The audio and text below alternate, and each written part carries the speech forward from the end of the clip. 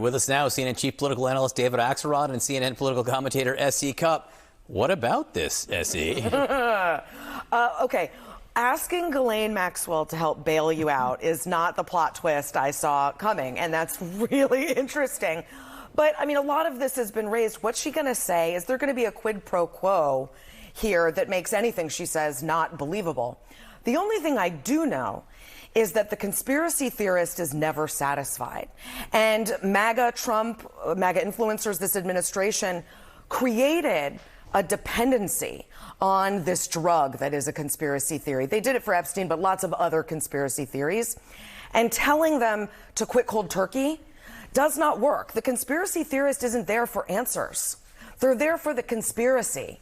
So whatever they give them, this particular sect inside of MAGA is never going to be satisfied, definitely not by something Ghislaine Maxwell says. So it's interesting. I've been looking through this statement that came from the Deputy Attorney General Todd Blanche, and it's the end of it where he says he's reaching out to Ghislaine Maxwell. But the first line, David, is the Department of Justice does not shy away from uncomfortable truths, nor from the responsibility to pursue justice wherever the facts may lead, which actually may tell you more than the fact that they're reaching out to Ghislaine Maxwell. Yeah, but, you know, not to feed conspiracy theories, the idea that someone who's in prison for 20 years is going to testify truthfully is really a stretch. I mean, she knows the president has the pardon power. She knows that the president has used it pretty liberally.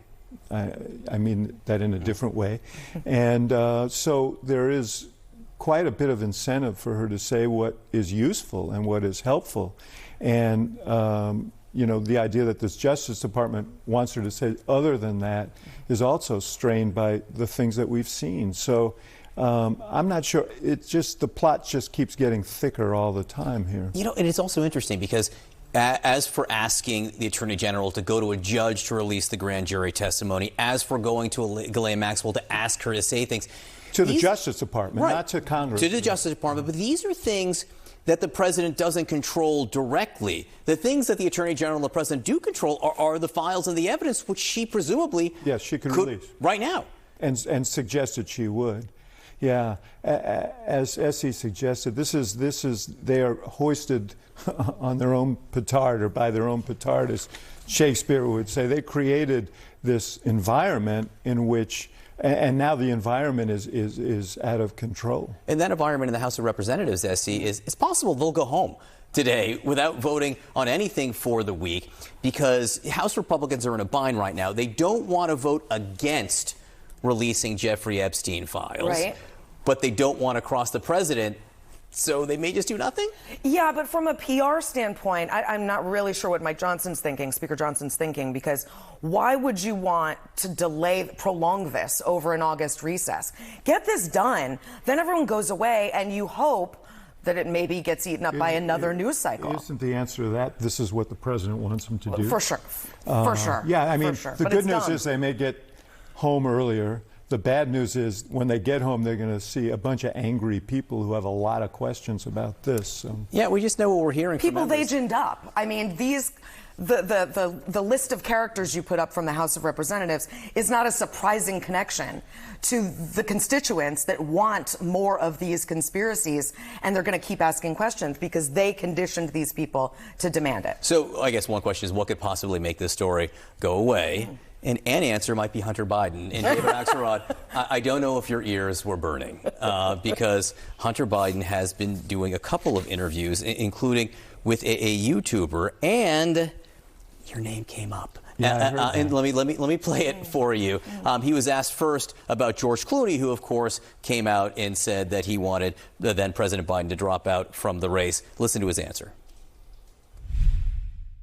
Him and everybody around him.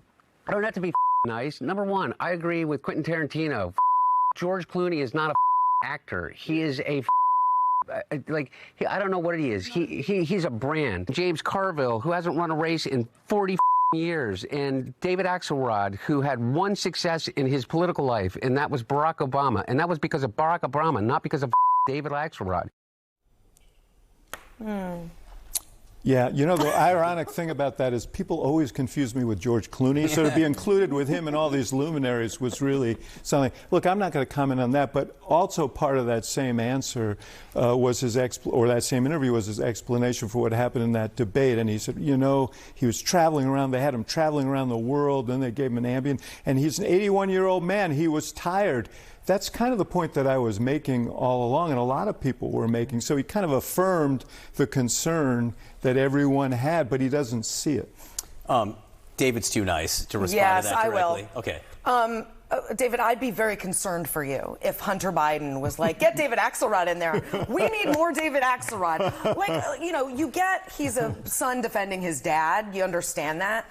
But that was unhinged, and I don't think anyone wants Hunter Biden's endorsement or recommendation. But some of these defenses of Biden are, at this point, they're super counterproductive. This isn't helping move past this issue. Democrats want to move past it. They haven't figured out how. And Team Biden coming out every, 5 minutes or so and defending Joe Biden, saying he was great, this thing just happened, he's perfect. This isn't allowing anyone to move past it. Nobody who called me, no Democrats who called me said, man, I'm glad to see him out there again. That is not Hunter Biden. That is not productive. It may be cathartic for him. It's not very helpful for the party that wants to move forward, not back. David Axelrod, S.E. Cupp, thank you both. Sure. And I did think you were George Clooney when you walked in. Yes, I know. It happens morning. all the time. All the time. Kate?